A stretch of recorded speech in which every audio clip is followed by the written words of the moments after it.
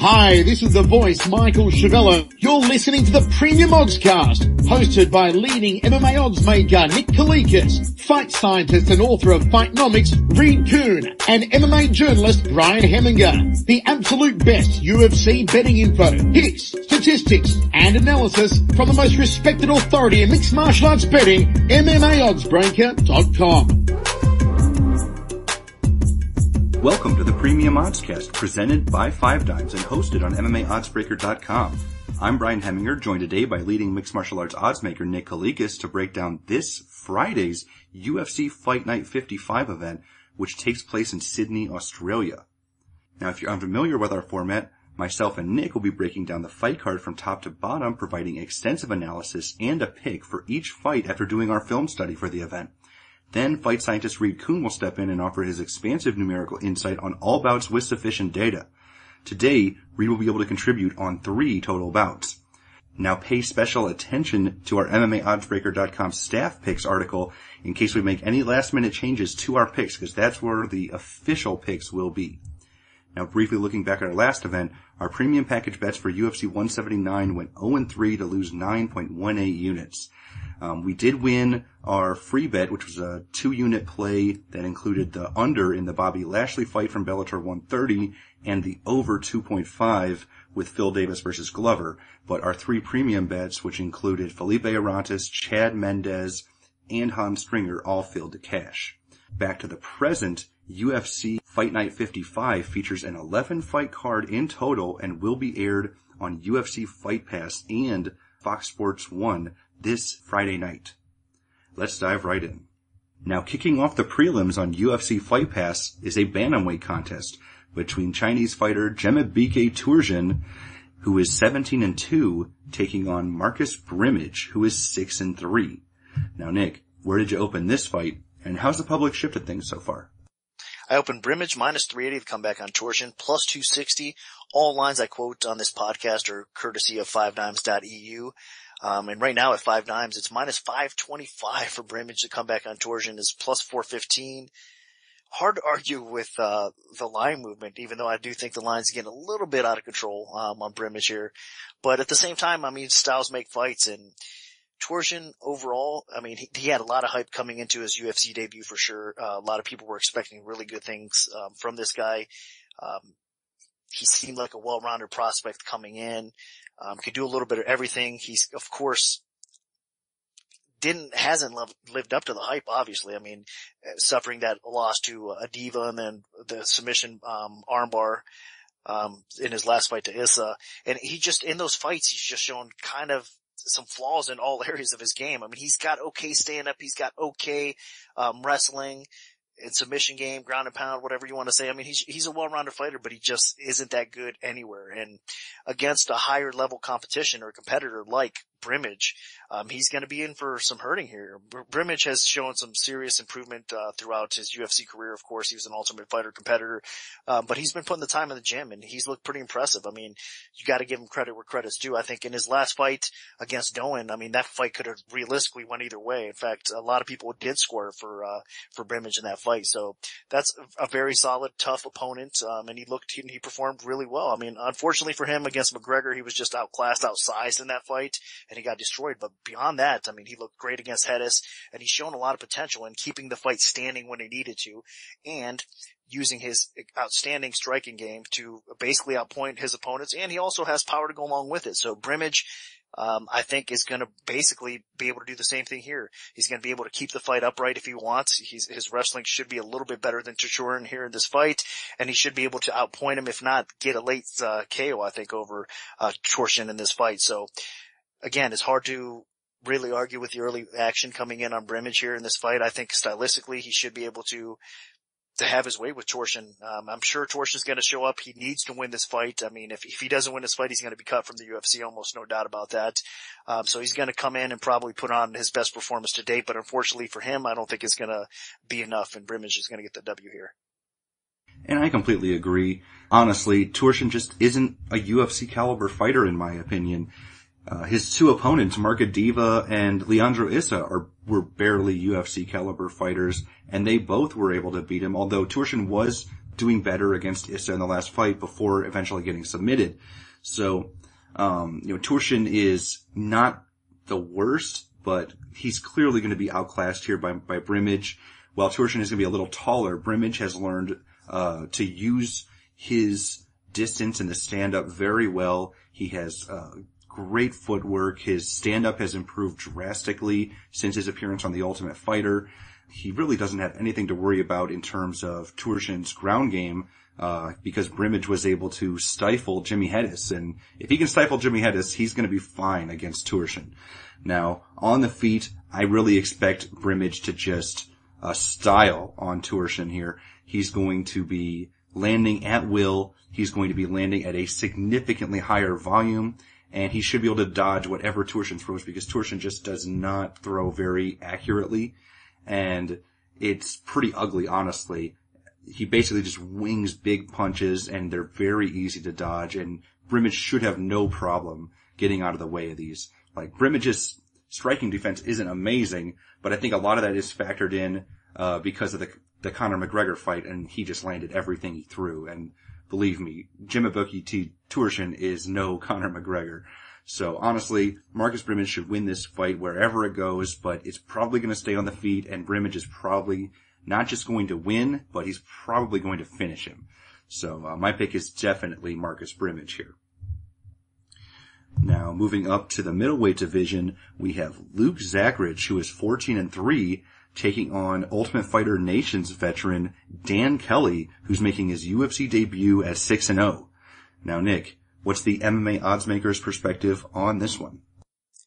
I opened Zachrich minus 215, the comeback on Kelly plus 165, and looking over at dimes right now, the line is currently minus 300 for Zachrich, comeback on Kelly plus 250.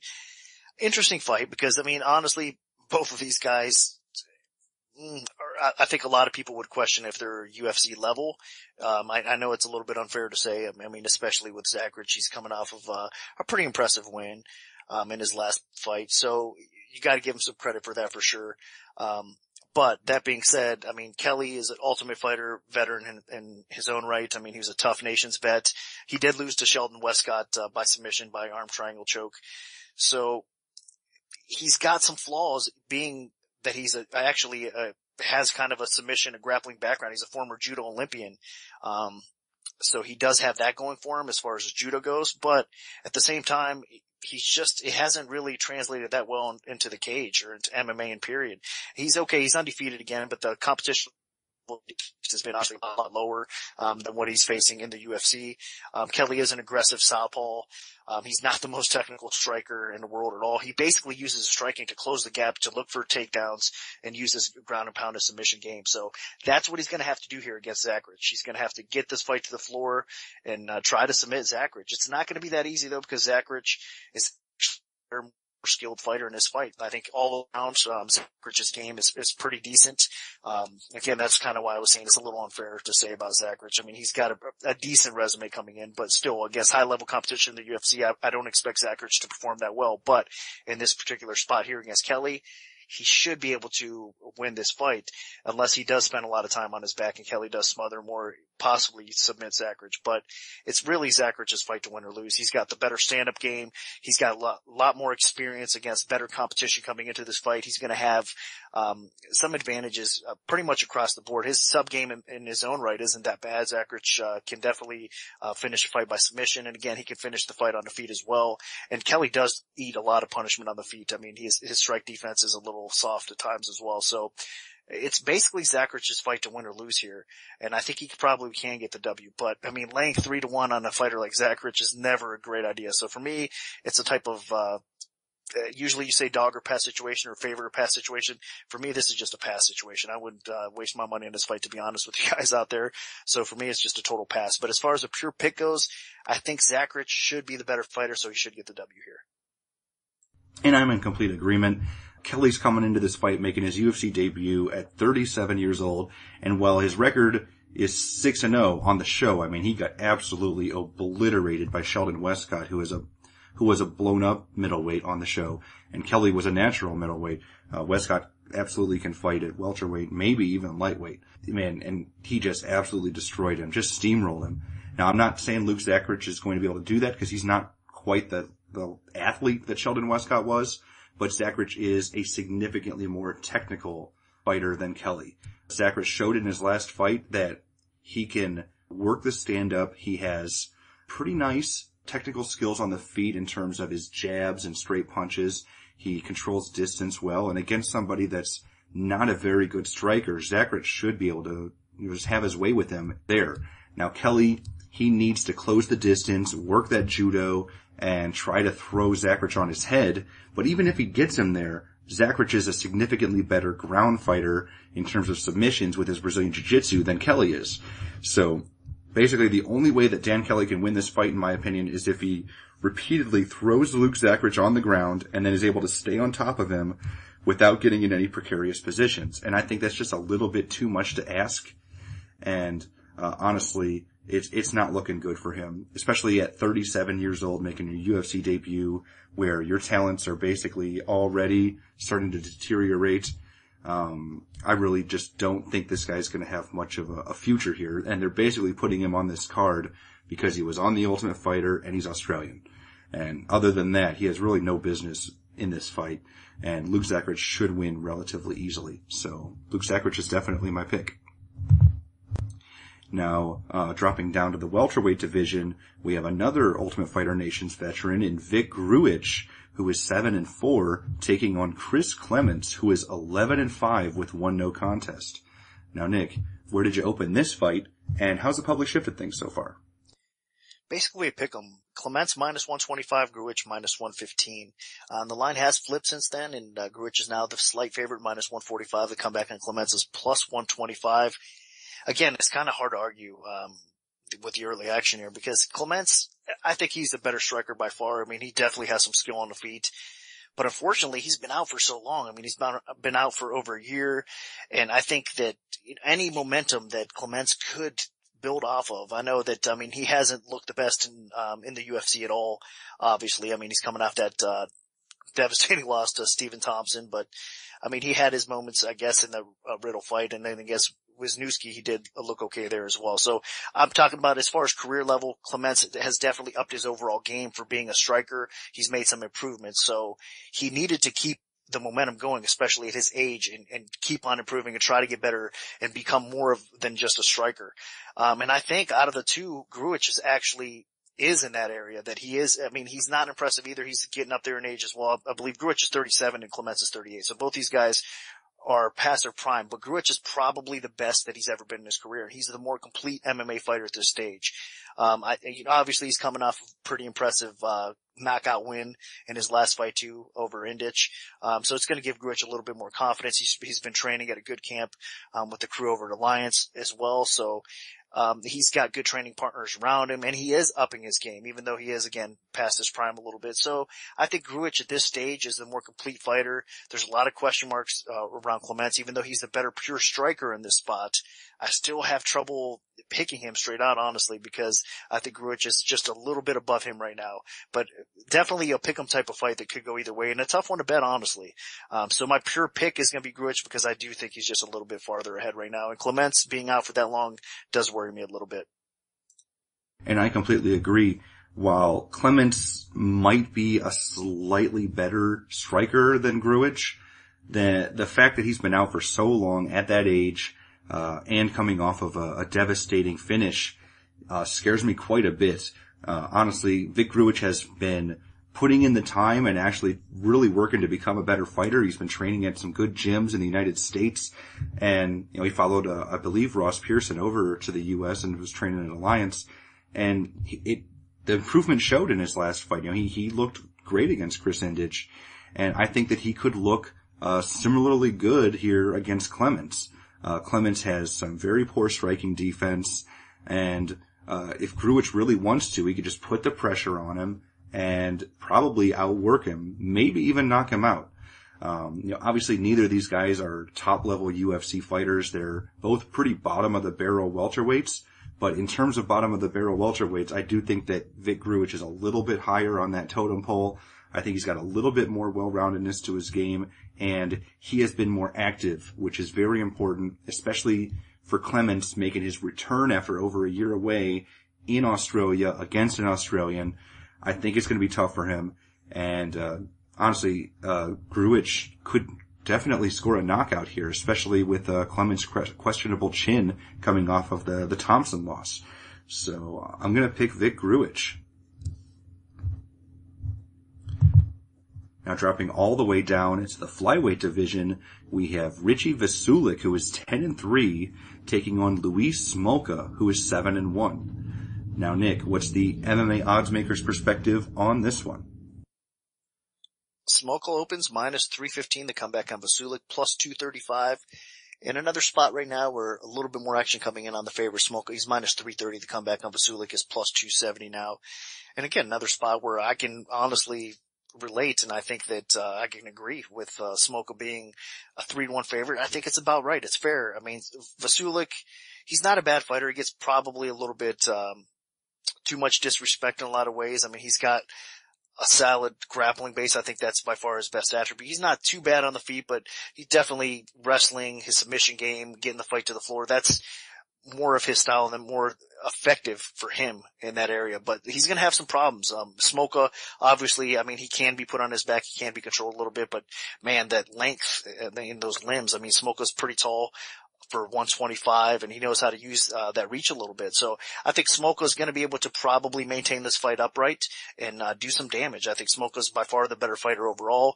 He can finish the fight by submission. He can finish the fight by KO, and he's going to look to bounce back. I mean, obviously Vassuli has some confidence coming in off of a W, and Smoka taking this fight on short notice here and coming in off a loss over Carriazo. It was a split decision loss, and it was a competitive fight, but definitely a fight that Carriazo won. In most people's minds, I mean, Smoka needs to bounce back, and he has that hype around him, and he's got that potential around him. He needs to bounce back and get the W here, and this is definitely a fight that he can do that with. So I think Vassuli might keep things closer and make it interesting at first, but as the fight goes, I think Smoka's going to pick up the pace a little bit, do some damage on the feet. Again, use that length. He's got a little bit of underrated power for his frame a little bit as well, and he's just a far more dangerous fighter, whether it hits the floor, whether it stays standing up. I mean, Smoka can finish the fight. If not, if he doesn't finish Vassuli, I think he can easily take 2 out of 3 rounds here as well. So that's what I mean. It's a justifiable 3-1 type of line here. So I am going to pick Smoka to win, because more times than not, he should get the job done here. Yeah, and short and simple, but I'm in complete agreement. Richie Vassuli, he's more of a celebrity in Australia than an actual really good MMA fighter, although he does have 10 wins, but honestly, in his UFC debut, maybe we're giving him a little too little credit because of who he faced in Justin Scoggins, but he did get completely dominated there. Looked a little bit better in his last fight, but Luis Smoka is right back up there in terms of raising the competition level, and I just don't think he's going to pass that test.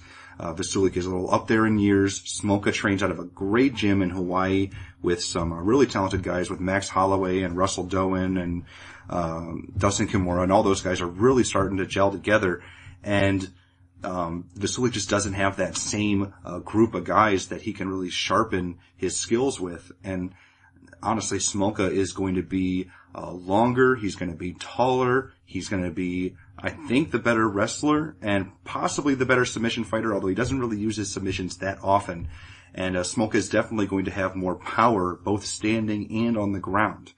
Now, obviously Smoka is looking to bounce back after the Carriazo loss, but he should be able to. This is, Richie Vassuli is so much further down the totem pole than Chris Carriazo, and Smoka should just be able to win this fight, whether it's in the clinch, whether it's standing, whether it's on the ground. I see him being in the advantageous position in every area, and he should have his way with Richie Vassuli. So, despite the short notice, Smoka is going to show up with that Hawaiian spirit, and I think he's going to dominate Richie Vassuli here in Australia. Andrews minus 130, the comeback on Alvey minus 110. That was my opening line. And the public did come in overall. The action did come in on Andrews. He's now minus 165. The comeback on Alvey is plus 145. Now, this is a spot that I do disagree with the early action coming in on Andrews. I believe that this is close to another pick'em fight. I know Andrews probably has some advantages in his fight. I mean, I think he's a little bit physically stronger. He is another Ultimate Fighter Aussie vet that continues to improve his overall skill set for sure. And since the show, I think, he's going to be even that much better. I mean, these guys, for me, the Ultimate Fighter is almost like boot camp for fighters. They actually pick up a lot, not just, in wins or losses from the show, just a training experience and being around the atmosphere just kind of improves their overall game if they're serious about MMA. And Andrews is one of those guys that really absorbed everything well and has improved his overall game. Now, he's got some power on the feet. I think that's his best attribute, but he's a pretty well-rounded fighter. I mean, he's got some subs to go along with okay wrestling and decent takedown defense overall. So he's a talented fighter, but I think Alvey matches up really well with him. I think Alvey's a pretty well-rounded fighter in his own right. I know he's coming off a very tough loss to Watson, but to me, I think that this fight is actually a little bit easier than the Watson fight for him. So I'm expecting Alvey, especially in round 2 and round 3. I think Alvey's going to possibly have some advantages here. I know he's got a very slight reach advantage in this fight, but I think if he gets to be as aggressive as he was, especially in round 3 of that Watson fight, I think he could really do some damage and possibly steal rounds 2 and round 3 against Andrews. I'm expecting Andrews to probably come out and maybe steal round 1, but this is going to be a pick'em type of fight, in my opinion. And both these guys match up relatively well because they both have that same type of skill set, that they're just not great at any particular area, but they can do enough damage on the feet. And then again, their wrestling and their sub games are just well enough to kind of neutralize each other out here. So to me, this is kind of a toss-up fight, but I'm going to actually lean towards Alvey because, like I said, I really think that this is an easier fight than his last fight against Watson. And I have some question marks around Andrews. I mean, he's 34 years old now. I mean, he took some punishment. Obviously, he was doing fairly well against Clint Hester, but he absorbed some punishment in that fight. Obviously, got TKO doctor stoppage was the end result in that spot. But I think throughout his career, he's going to take a little bit more damage, and I think that's going to eventually catch up to him. And we could see Andrews, especially in the later rounds, look even worse, if that makes any sense. So to me, it's a dog or pass situation here, especially at the odds. So I'm actually going to go out and pick Alvey to win this fight straight out. And I think it is a dog or pass situation as far as betting goes. And I'm in agreement. Andrews is scrappy. He has some good qualities with him in terms of power and overall well-roundedness. But in my opinion, Alvey is just tougher. He has that ability to take the punishment and keep going. He's kind of like got that Fabio Maldonado quality where, maybe the more he gets hit or if he sees blood, he fights harder. And, that's not the greatest quality for longevity, but for just starting your UFC career, it's not half bad. And especially against somebody like Dylan Andrews, who I think in my opinion, could get frustrated if he hits Alvey with quite a few shots and he doesn't go down and in fact smiles back at him. He could get very visibly frustrated and it could alter the way he fights. And Alvey, I think we saw some of his potential in that third round against Watson. Obviously, he did not start off very well against Watson. He was a little slow, countering way too much, let Watson dictate the pace. But once he finally settled down, got the UFC jitters out of his system, he looked pretty good. And if that Sam Alvey shows up against Andrews, I think he's going to win. It just all depends on which Alvey shows up. If he's too tentative, then Andrews is going to, do work on him. And, honestly, that's what makes this fight a little tricky is because I think Alvey has the skills to beat him, but it just depends if he shows up, if the travel doesn't bother him. I don't think he's ever fought in Australia before. And a whole bunch of other small factors. But I think due to the long layoff from Andrews and the fact that Alvey is the physically tougher guy and not only can take a shot better, but I think can dish it out just as good, I'm going to go with Sam Alvey as well, the slight underdog here. So he's my pick. Not crazy confident, but I definitely think that he has the potential to pull this off. Now moving up to the light heavyweight division, we have Anthony Perosh, who is 14-8, taking on Guto Inocente, who is 6-3. Now, Nick, where did you open this fight, and how's the public shifted things so far? Inocente, minus 185. The comeback on Perosh, plus 145 was the opener. Right now, over 5 dimes, it's Inocente, minus 210. Comeback on Perosh, plus 175. And this is your typical grappler versus striker fight for sure. And Inocente is your striker, and Perosh is obviously the grappler. Perosh, man, he's 42 years old. I mean, and you know what? In my opinion, I'm amazed still to this day that he survived against Ryan Bader. So you got to give him some credit there because I wasn't expecting that fight to hit the cards, and Bader put it on him. So his chin that is relatively suspect. Perosh is actually, he hung in there, showed a lot of heart, and it was able to survive it. But I guess Inocente here, I think that it's a bad stylistic matchup for him as well. He's going to have to get this fight to the floor and try to submit Inocente, and I think it's a possibility. I mean, the line's competitive and close for a reason. Perosh definitely has improved his overall game, and he's one of these veterans that fight IQ, he's fairly smart. It's just unfortunate for him that he's just, I guess, not dominant enough to excel and get the fight to the floor when he needs to at times and work his submission game. Now, he's shown flashes of that throughout his career, but I think Inocente can basically keep this fight upright, and if he does keep it upright, I think he's going to do some damage and probably do what Bader did not do and finish off Perosh in this spot. I mean, 5 knockout losses throughout his career, 42 years old. I don't expect Perosh to possibly survive if this fight does stay standing too long. But again, he did surprise me against Bader, so you never know. It is a tough one to bet though, because Inocente is not the greatest fighter either. I mean, he does have a decent striking background, of course, as I just mentioned, and he could definitely mix things up. And he's well-rounded. He's got decent takedown defense, and he's not out of his realm completely in the grappling department or jiu-jitsu department, but against Perosh, he's definitely outclassed on the ground. So he's going to want to keep this fight standing and do some damage where he does it best. So my official pick is going to be Inocente, and you know what? For me, it's another fight that it's hard to bet here. I know a lot of people are probably going to be fading Perosh in this spot, and I guess I can understand it, but not I. I'm going to totally pass this fight as well. So my official pick is Inocente, though. And I'm in complete agreement.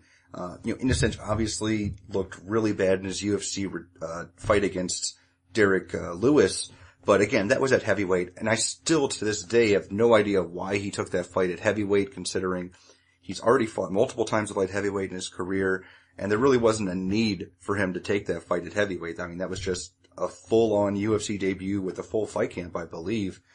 And, man, Inocente is just a much better light heavyweight. He's got some talent. He's pretty solid in terms of stand-up ability, and he has some good power. So if he goes in there against Anthony Perosh and starts lighting him up on the feet, he's going to finish this fight. It's just all going to come down to whether or not Perosh can drag him to the ground. Now, we have seen Perosh pull that off against a few people. One Cyril Diabate, I believe. So it'll all come down to, can Perosh take Inocente down? Can he work some submissions? And can he ground and pound him a little bit and beat him up? If he doesn't, then Inocente is just going to have his way with him on the feet. Now, I'm not going to 100% discount Perosh landing something on the feet, because he has done it before. The Vinny Magalhães fight, he landed a pretty good blow on the feet and ended up finishing the fight really quickly. But then you also have to factor in the Bryant Jimmo fight, where he got knocked out in 6.5 seconds. So, he's been on the receiving end of and the giving end of both. So it's going to boil down to that, and that's what leaves it so scary for me. Is on paper it looks like Inocente is just going to destroy him, but you never know. I think a lot of people thought that Magalhães was going to destroy Perosh as well. So for this one, I'm going to pick Inocente, but I'm not crazy confident about it, especially after how bad he looked in his UFC debut. And despite Anthony Perosh being 42 years old, you never know. This guy is highly unpredictable in his fights. So I'm picking Inocente, but not crazy confident with it. Now moving down to the lightweight division for the final preliminary fight, we have Jake Matthews, who is 8-0, taking on Wagner Rocha, who is 11-3. Now, Nick, what's the MMA oddsmaker's perspective on this one? Matthews minus 385, Rocha plus 265. That was my opening number. And since that time, it has got bet up a little bit. It's minus 400 right now, plus 325 over a dime. So line fairly steady, but a little bit more support coming in on Matthews. And again, another spot that I can understand, the early action coming in on Matthews a little bit. Now, let's not underestimate Rocha though overall. I mean, the guy is a very solid veteran. I guess higher level competition, of course, he has suffered some defeats, as expected. Man, I mean, the UFC hasn't done this guy any favors. I mean, if you look at his resume, I mean, Rocha's, overall losses in the UFC have come to, like I said, against some solid competition overall, against Brookins, against Cerrone, guys like that along the way. But he is capable, and of submitting fighters. I mean, he did have a W over Cody McKenzie. I know it is what it is, but still, I mean, he's proven that he can definitely submit fighters in and out of the UFC for sure. So he does have that danger. I mean, as far as pure jiu-jitsu game, he's going to have that advantage over Matthews, no doubt about it. On the feet, he's not too bad either, but this is kind of a tough matchup for him though, because again, Matthews is kind of one of these young, hyped prospects. I think he's a very talented fighter overall. He's going to keep on improving his overall skill set. He's strong. I mean, he's just a physical athlete that's been able to, get better and better throughout his career, and it's only going to improve. I mean, he's 20 years old, so I think from fight to fight, you're going to see some big improvements from Matthews. And in this fight, he should be able to dictate and control the pace of the fight. I think he's going to have to be cautious, though. I think he's going to be able to definitely outpoint Rocha on the feet. I think he's going to be able to do more damage there. He's just a little bit stronger, a little bit more physical.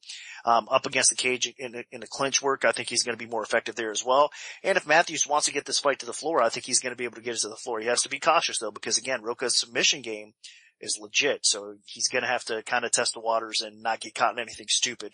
But realistically, I think that's the only way Rocha can win this fight. I think Matthews will do enough to dictate and control this fight, and possibly, I mean, with as much power and athleticism as the guy has, I mean, he could finish this fight. I mean, he's got that kind of potential.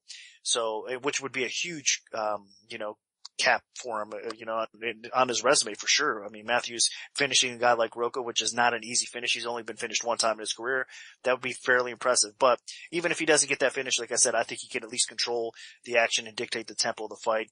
Matthews looked really good in his debut. Of course, this is a step up though compared to his last fight against Johnson. I think that Rocha is definitely a bigger test for him, but I do believe that Matthews is going to pass that test. So interesting spot, especially as the line creeps up a little bit as far as actual betting value. It's tough to say. I mean, I think you're kind of reaching the borderline right now with Matthews. The line could be a little bit high, but as far as a pure pick goes, more times than not, I do think that Matthews should win this fight.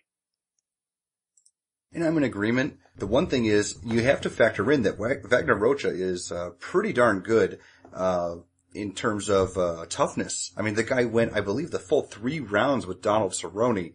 So, that says enough. Not like considering Cerrone's finishing rate at lightweight, but against Matthews, I do think that Rocha is a little bit on the old side, and Matthews is this up-and-comer, very good prospect out of Australia. I think that he's pretty legit.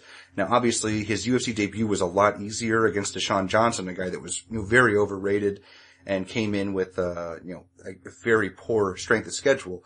Matthews in this fight is going to have a much tougher test in terms of Rocha, mainly just because of Rocha's ground skills. Rocha obviously extremely competent Brazilian Jiu-Jitsu player, and if Matthews wants to use his wrestling and offensive grappling and ground and pound, he's going to have to be extremely careful. Rocha is very dangerous in terms of submissions. He has good sweeps. If you drag him to the ground, he could turn it around on you very quickly. So Matthews is going to have to be very careful. And honestly, on the feet, Matthews isn't that great of a striker. Most of his offensive output was from ground and pound in his last fight against Deshaun Johnson, and we really didn't get to see a lot on the feet. Basically on the feet he was actually losing, but again, Deshaun Johnson had the boxing background, so you can't fault him for that. But in this fight, he's facing someone that's a one-dimensional fighter again, but this time Rocha's more one-dimensional on the ground. So while Matthews does have the more of a specialty with his ground skills, he might have to test out the waters with his stand-up here, mainly because you just don't want to risk it.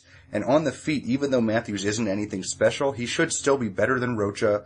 He should have a better chin, and he should have a little bit more power and a zip on his punches, and maybe slightly better technique. So, for this fight, yeah, you gotta lean Matthews just because of the youth factor and the potential, but it could definitely be a trap fight. People discounting Rocha need to wisen up a little bit, because he could definitely catch Matthews in something considering how young he is in his career so far. So my pick is going to be Jake Matthews, but I'm pretty tentative about it. Now moving all the way up to the heavyweight division for the first bout on the UFC Fight Night 55 main card, we have Soa Palele, who is 21-4, taking on Walt Harris, who is 6-3. Now, Nick, where did you open this fight, and how's the public shifted things so far? Pele minus 165 to come back on Harris, plus 125. And right now, the line is minus 155 plus 135. So basically, it's gotten just a little bit tighter out there, as far as margins go. So, line's holding steady. Some two-way action, some two-way support overall on this fight. And it's an interesting fight for sure, because Pele, I haven't been, I guess, too fond of his overall skill set, but I gotta give him a little bit of credit Rockhold. He came to fight, he came to win that fight. Unfortunately, it was just a bad matchup for him, and, he didn't get the job done, and, Rockhold, looked pretty good in that fight, controlled him, outworked him, and got the W there. But for me, I question, since that fight actually against Krylov, when he came back to the UFC, he wanted to quit in that fight. So I think I was a little bit too hard on, Soa in that spot because I saw the quit in him, and so I guess I disrespected him in some ways, and I didn't think he was as good as he is. And I'm not saying he's great by any means at all, but the guy does have some potential, I guess, what I'm trying to say here. He's pretty strong for the weight class for sure. He's got some power. He's a big guy. And he does have an underrated wrestling game. Against Rockhold, it was just a bad matchup. Rockhold was obviously the better wrestler. But against a lot of fighters in the UFC heavyweight division that are not marquee wrestlers, Pele is going to have a wrestling advantage over most. In this fight, he's going to need to use it against Harris. And Pele does have some just pure natural power to go along with it. So, again, those are the areas that I kind of disregarded Pele in those spots. But he definitely does have some power. He's definitely improving his overall game, and he wants to win. So, again, maybe that quit in him that we saw in Krylov, he ended up managing to win that fight.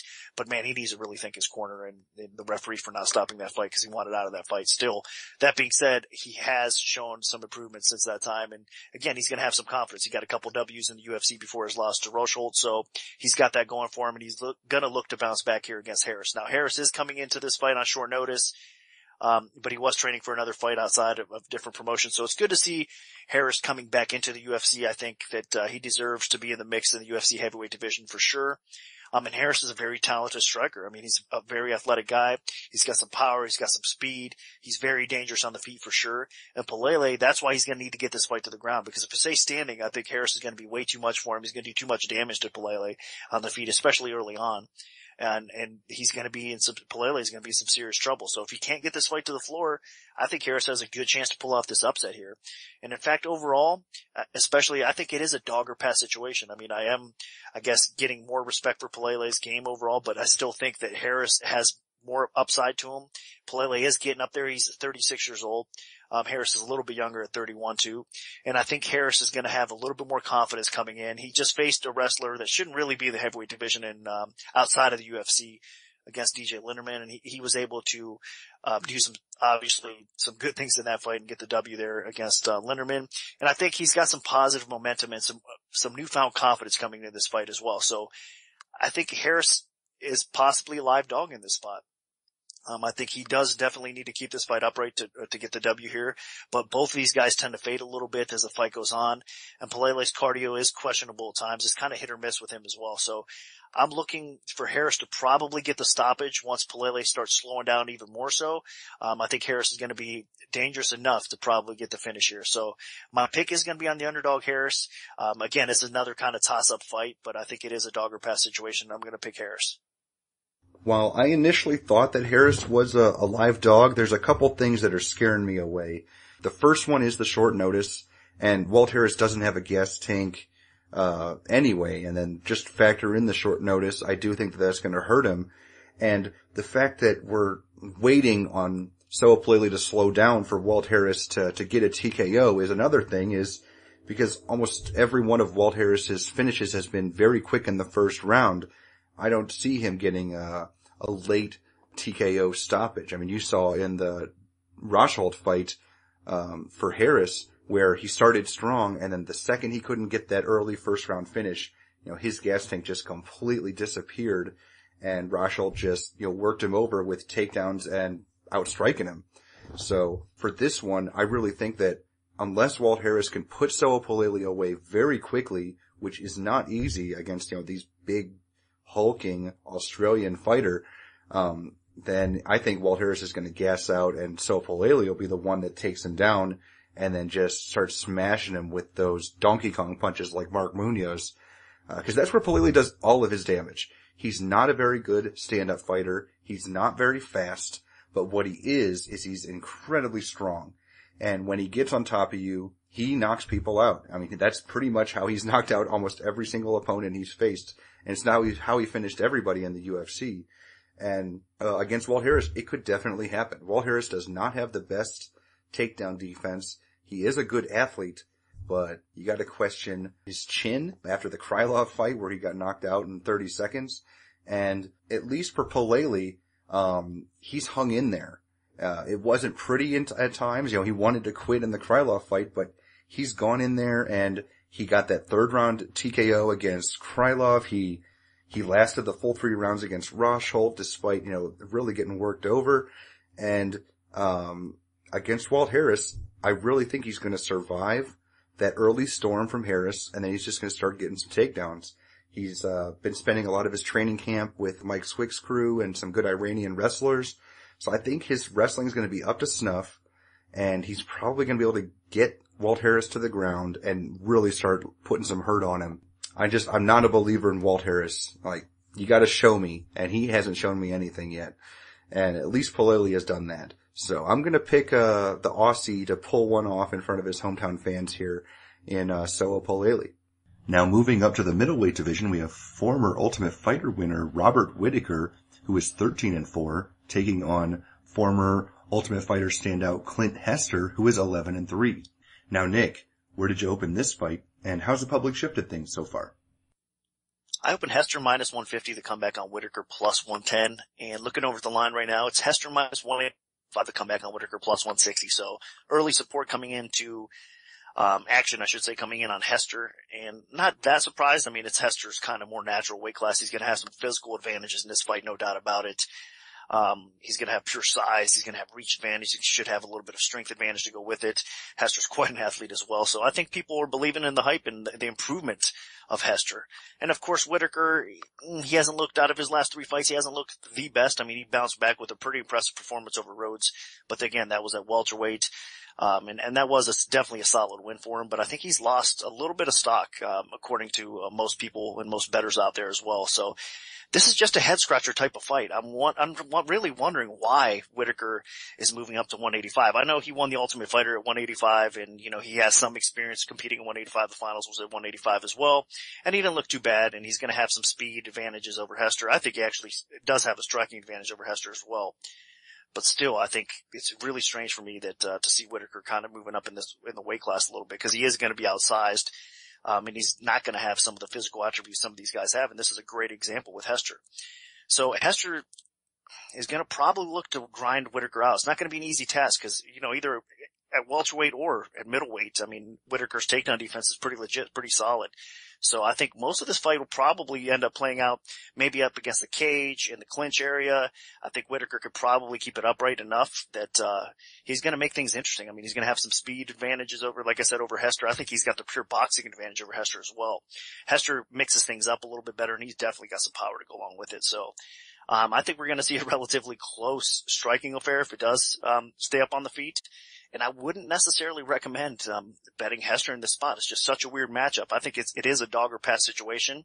But as far as pure pick goes, I mean, you gotta agree with kind of the early action coming in as far as Hester being able to control the tempo of the fight, Hester's improvement level. He has gotten better throughout his UFC career, where Whittaker kind of has looked a little bit more spotty and looked a little bit more questionable. So the work that Hester's putting in has definitely improved his overall game. And he could mix things up well enough to steal a decision here, or possibly even stun Whittaker and knock him out, because Hester does have a lot of power, so I'm not discounting the fact that he can knock Whittaker out. Whittaker has been KO'd before. He's been clipped several times and been rocked several times in fights as well, so that is a possibility. But I'm slightly going to lean towards Hester in this spot. Again, I think it's a dog or pass situation, though. And I'm in relative agreement. Obviously, Whittaker is a very talented fighter, but I completely agree that this is a very questionable career move for him, moving up to middleweight. He basically only ever fought at middleweight on The Ultimate Fighter against fellow welterweights that had moved up so that they wouldn't have to cut weight for the show. And I just don't get it. He's facing somebody who is a guy that has to cut a lot of weight to make middleweight, and Clint Hester, who's going to have a big size advantage in height and reach and strength. And while Whittaker is a pretty solid technical fighter, Hester's physical attributes are more than make up for that. And Hester's a pretty good fighter in his own right and a terrific athlete.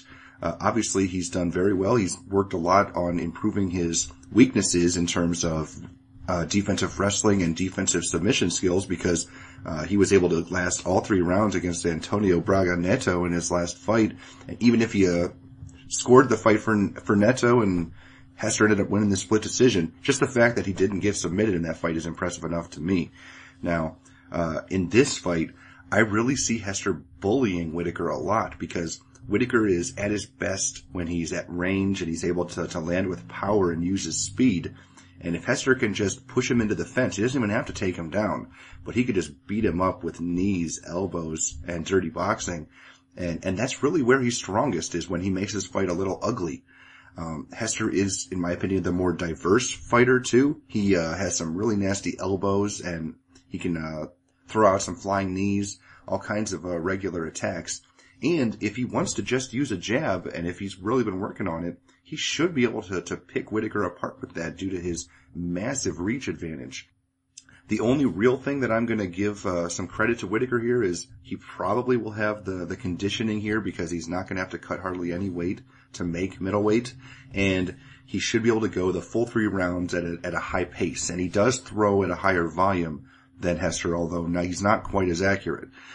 The other thing that concerns me is the defense. Whittaker does not have the best striking defense. He actually eats a lot more shots than Hester as well. So I really think that due to this high pace that Whittaker sets, he's going to leave some openings for Hester to land something big, or Hester's simply going to bully him throughout the course of this fight, and I think he's going to be seriously regretting this move up to middleweight by the end of the night. So I'm going to pick Clint Hester. Now, what do the numbers tell us, Reed? Well, it is kind of fuzzy. While at a glance, it kind of looks like the numbers really stack up in favor of Clint Hester.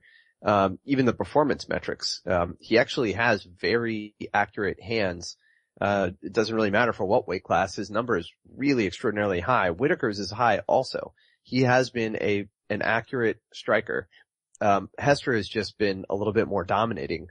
He also has a higher knockdown rate. He's scored 3 knockdowns, so at a higher punch for punch clip than Whittaker has. Whittaker's also been dropped twice, so there is that angle, and he was getting knocked out by smaller fighters that weren't middleweights. So against a guy like Hester, you gotta believe that Hester certainly has the knockdown power to put him away. But although there are a lot of advantages, I still feel like I don't really know, I don't know the essence of either of these fighters. I don't really have a good feeling for where their absolute strength is and where they can find that safe ground. I think this will be an all-over fight. Whittaker's takedown defense has been quite good. He's faced 21 attempts and he has defended 90% of those. I think with a couple more attempts, he might actually pop up on the Fight Metric top takedown defense rankings. Hester doesn't really use a lot of takedowns, but he has been successful when he does. So that's an interesting thing, but neither one of these guys really, I would say, are submission specialists. So if it does go to the floor, it's more of a wrestling match, maybe a ground and pound match. And it's hard to say who's going to have that advantage. I think ultimately size is a big thing to worry about here. Clint Hester, 5.5-inch reach advantage. He's the more powerful, probably packing more into that frame at middleweight than Robert Whittaker will, who's a guy who obviously, as you said, did make welterweight for a while. So there's a lot of unknowns here. Now, on paper, I think I would agree that Hester should be the favorite. He has enough things in his corner, and I would have to lean his way straight up. But I would be concerned about, laying too much juice for him just because we haven't really seen him tested yet. We've seen him, we haven't seen him lose. We don't know where the holes are, and we're just waiting for him to face someone more experienced that, can find those holes. So I think this is more of an education fight for both of these guys. I think we'll learn a lot about them. But as far as the pick goes, I do have to lean Hester. He does have enough advantages here for those listeners, who are in premium and look at the tail of the tape. There's a lot of check marks on the right side on that graph. So that's the way I got to see this one. All right. Excellent. Thanks, Reed. Now dropping down to the lightweight division, we have former Ultimate Fighter winner Ross Pearson, who is 18-7 with 1 no contest, taking on Iaquinta, who is 9-3-1. Now, Nick, what's the MMA odds maker's perspective on this one? A great fight. Interesting matchmaking, and interesting that they paired these guys together at this time in their careers. I actually opened Pearson -135. They come back on Iaquinta -105. And of course, the line has skyrocketed a little bit. It was close to 2-1 at some point, but now it's coming back down to reality a little bit. Pearson's -165. The comeback on Iaquinta is +145. Man, it should be an interesting fight because, again, both these guys typically are stand-up fighters. I mean, they like to kind of sprawl and brawl their way with, of course, some technique and some power to go along with it. But, I mean, their takedown defense is pretty solid, and usually guys will try to get these guys to the floor and implement some ground game because their stand-up's so good that they don't really want to stand and bang with these guys. So they have success at what they do. Stylistically, it's a good matchup. I think we're going to see some fireworks. I mean, Pearson has a ton of power. Of course, he's, I guess, a little bit more experienced along the way, even though Iaquinta, for being a little bit younger, he's got plenty of experience to go along with it too. But pure UFC experience. I mean, Pearson's fought the who's who basically at lightweight, and of course he dipped down to featherweight a little bit, now back up to lightweight. So he has that respect, and he's earned it. I think for most of the betting community, most of the MMA fans and public out there. But unfortunately for him, I think Iaquinta's kind of a bad stylistic matchup for him. I mean, these guys are going to be banging on the feet a little bit. Obviously the wrestling edge would go to Iaquinta, believe it or not. I think Iaquinta's wrestling is severely underrated. Takedown defense is solid as well. I think Iaquinta might have a little bit of speed on the feet. It's going to be close. I can see both these guys tagging each other quite a bit.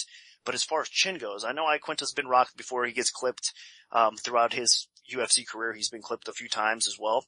But I think Iaquinta has a little bit more of a solid chin. I think he's got a better shot at putting Pearson out than vice versa, even though Pearson does probably have a little bit more knockout power than Iaquinta for sure.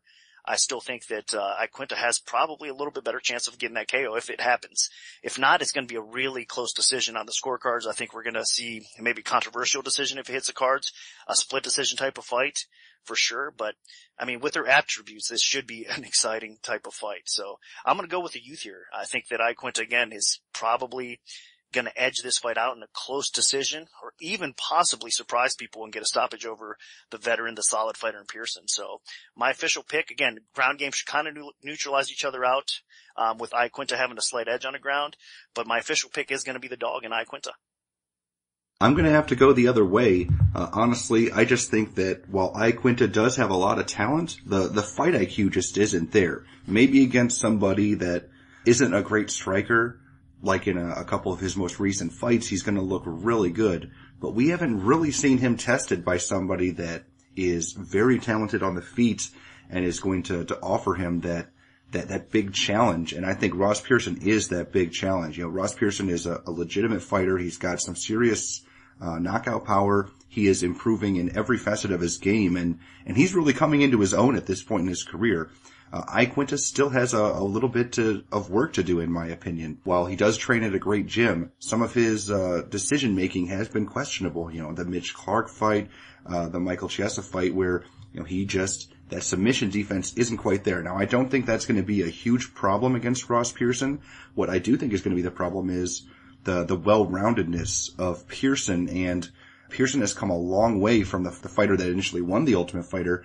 And now he's a pretty legitimate threat to anybody standing. I just asked Gray Maynard in his last fight where, he just destroyed him. He's hurt a lot of people on the feet. These guys do have a couple similar opponents. I believe, Ryan Couture. Pearson was able to finish him while Iaquinta had to win a decision. Now, that's not a whole lot of information there, but I do think that Pearson is the more dangerous, credible threat on the feet. Pearson just has a little bit more power, and in my opinion, he has a little bit more diversity to his attack. Iaquinta does not mix up the kicks and knees and elbows, and he's not quite as dangerous in the clinch as Pearson either. Now, in terms of ground game, I do think that Pearson's wrestling is just about as good as Iaquinta's, and this fight is probably going to stay standing the entire time, and it's just going to come down to who has the more technical know-how on the feet and who knows what they're doing a little bit better. And in my opinion, I just think that Pearson has so much more experience against high-level fighters than Iaquinta that he's going to come through here. Maybe in a couple years, this would be a good fight for Iaquinta, but I just think it's a little too early for somebody this tough of a test And in my opinion, Ross Pearson is a legitimate top 15 lightweight, right on the border of that. And Iaquinta just has a little bit more work to do. So, I'm gonna go with Ross Pearson, but, I do see Iaquinta having a bright future yet. So, Reed, what do the numbers tell us for this one? Well, since you guys are split, I hate to be the tiebreaker here, but at least numerically anyway, Iaquinta has a lot more advantages just in his performance metrics. And it is another situation, I think, where there's a difference in the skill of the opposition. They've faced different people, and I think Pearson generally has faced a stiffer competition and has more time to accumulate those stats. So, from a career standpoint, 144 minutes for Ross Pearson in the cage, spanning 2 weight classes, lots of high-level competition. His stats are pretty solid all around, and his striking stats are quite good, given that he's been facing difficult opponents. Iaquinta, on the other hand, has really good stats. It's just that I'm not so sure they've been earned against stiff competition. So, there is some discounting that has to go on here. But even that said, there's all sorts of advantages that actually favor Iaquinta. I mean, he is one of those well-rounded, gritty, fight it all over the place kind of guys, where Ross Pearson, his strength clearly is his hands. He is a precise striker. He has knockout power. He can outpoint people. And, obviously the Diego Sanchez decision was kind of ridiculous. I thought that was exactly the type of fighter Ross Pearson can be. He can just pick someone apart, even in a brawl, and he's hard to take down as well. So, I've always been big on Ross Pearson, and I have trouble picking against him here, but I have to look at some of these numbers and think that there is definitely some upset potential. Iaquinta could just grind Ross Pearson down, and that's the profile of fighter that Al is. He has that strength. If he can keep it going for 3 straight rounds, I think he just fights a gritty fight. He also has some knockdown power. He also keeps up a good pace. And his ground stats, certainly, they're all a clean sweep of advantages over Pearson. So there is enough on the page here to think that there's some upset potential. So we'll have to see where the line ends to see whether it's worth pulling the trigger. All right. Excellent. Thanks, Reed. Now, moving up to the middleweight division, we have the main event of the evening between number 5 ranked Luke Rockhold, who is 12-2 overall, taking on number 9 Michael Bisping, who is 26-6. Now, Nick, where did you open this fight, and how's the public shifted things so far? I opened Rockhold minus 385, the comeback on Bisping plus 265. Rockhold is now sitting at minus 440. The comeback on Bisping is plus 350. So a little bit of support obviously coming in on Rockhold. And it's hard to really argue it, honestly. I mean, stylistically, this is a nightmare matchup for Bisping. Got to give Bisping a lot of respect. I mean, he's been in the game for a long time, has beaten some great fighters, climbed all the way up to title contention at one point. He just didn't get quite over that hump. And again, stylistically against Rockhold, it's just a nightmare matchup. I mean, I just don't see any area really that Bisping can beat Rockhold in. Bisping is known for his striking game. He's got good technique on the feet. He's a pretty smart fighter. He's obviously improved his takedown defense tremendously, and he's put the work in to get to the position that he's in. But the problem with Bisping is his strike defense is a little bit suspect at times. He's been rocked. He's been knocked out a few times throughout his career.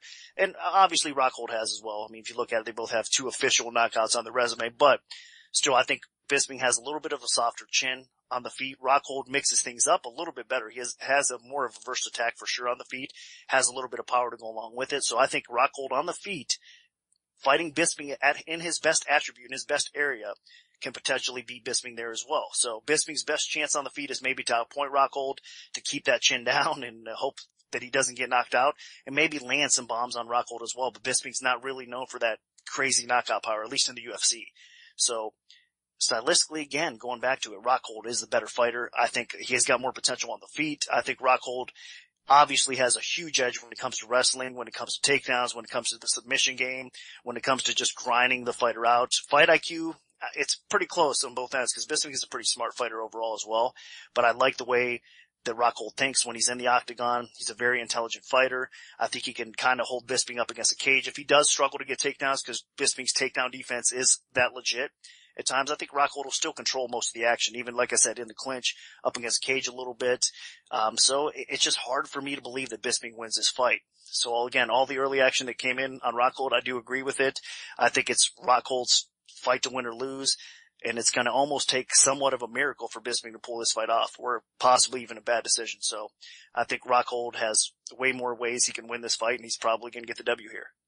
And I'm in complete agreement. Basically, all the measurables are with Luke Rockhold. He's the bigger, taller fighter with a better reach. He's a lefty. He has better striking defense. He's younger. He's a little bit quicker. He's been tested in 5-round fights, so you know his conditioning's there. So, honestly, all the things that usually help Michael Bisping win, which are, his volume, his movement, his conditioning, they're not going to be as big of factors here. And, while Rockhold has been knocked out in the past and hurt in the past, Bisping's chin is definitely worse, and, Rockhold has significantly more power than Bisping. So when you look at this fight, it's very difficult to see how Michael Bisping wins unless he can just outwork Luke Rockhold, or maybe even use his wrestling or something. But even then, Zachrich couldn't take Rockhold down for extended periods, so I don't think Bisping could. For this fight, Luke Rockhold is just the better overall fighter with much more potential, and Bisping is on a bit of a decline. Yeah, he beat Kung Lee, but Kung Lee was 40 years old, and before that, Bisping got, worked over by Tim Kennedy. And I think that this is going to be a similar style fight where Rockhold is able to hold his own on the feet. He's going to be able to beat Bisping up in the clinch. He's just going to have a lot of technical advantages here and physical advantages. And this is the type of fight that Bisping usually loses. He wins the fights he's supposed to win against some mid-level guys and the lower of the totem pole guys, but when he steps up to those top 5 matchups, he's pretty much lost every single one of them. And Luke Rockhold is a legitimate top 5 threat. This is a guy that's going to be challenging for the title for sure if he wins this fight and maybe one more. And honestly, I can definitely see Michael Bisping getting knocked out here. There's just not a lot going on with him, and he hasn't quite looked the same since returning from that eye injury. And I really think that Rockhold is going to be able to really stifle him with the southpaw stance. And at some point, he's going to connect with something heavy, whether it's a body kick or a head kick or just a straight left. So at some point, I think Michael Bisping goes down. So my pick is definitely Luke Rockhold. Now, Reed, what do the numbers tell us for this one? Well, I'm in full agreement on Luke Rockhold here. He does have a clean sweep on the traditional tail of the tape, as you mentioned, the reach, the stance, the youth, but he's also got a lot of advantages in performance metrics. And some people might say that most of that was in strike force and that inflates his stats, but the wins over Zachrich and Tim Kennedy were defining. Zachrich and Tim Kennedy have proven themselves to be very good UFC fighters. Tim obviously had a clean sweep win over Michael Bisping already, and Tim couldn't implement that same game plan against Rockhold. Tim has a stifling offensive attack, and Rockhold, with his huge range advantage, was able to defend his takedowns, pop right back up again, and throw a lot of good combinations, head kicks.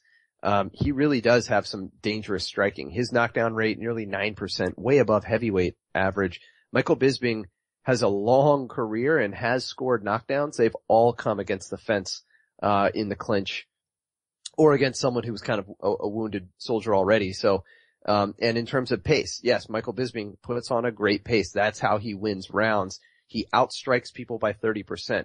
Luke Rockhold, he outstrikes people by 70%. So everywhere you look, you see, yeah, Michael's a good fighter, and yet Luke Rockhold is just a little bit better. So Rockhold's going to be throwing a lot of kicks. He mixes up a lot of body kicks, head kicks, which, if anybody's looking at the uber tail of the tape, that is something that deflates Rockhold's power head striking accuracy number. He looks low there, but that's because a lot of those are kicks, not punches, which have much lower accuracy. So I wouldn't discount that too much. He's still the more dangerous guy. And then on the mat, Luke Rockhold has crazy submission game. What he did to Tim Boetsch was just ridiculous, with a injury as he sustained on the takedown. So everywhere this goes, I see advantages for Rockhold. He is a dangerous, dangerous fighter. And this is a bad night for Michael Bisping. And I think, honestly, I think he probably gets finished at some point. I mean, Rockhold can do it with his hands, his feet, and on the mat with submission. So I think at some point he gets it and he finishes it. So that'll do it for our full event breakdown for UFC Fight Night 55. Part 2 of the Premium Oddscast featuring our premium bets will be out Thursday night around 10:30 p.m. Eastern Time following the weigh-ins. So stay tuned for that if you're an MMAOddsBreaker.com premium member. Now if we have a free play to give out, make sure to follow at Premium Oddscast or at MMAOB_premium on Twitter, because that's where we'll post them first. We can also notify you of our free bets via email if you prefer that method. Just send an email to picks@MMAOddsBreaker.com and we'll add you to our free bet mailing list. Also, feel free to like our Premium Oddscast Facebook page. We post articles, show announcements, and plenty of other information there so you can stay up to date on everything from us if you're interested. Special thanks to our sponsor, 5 Dimes. Good luck everyone, and hopefully the betting gods are on ours and your sides this weekend.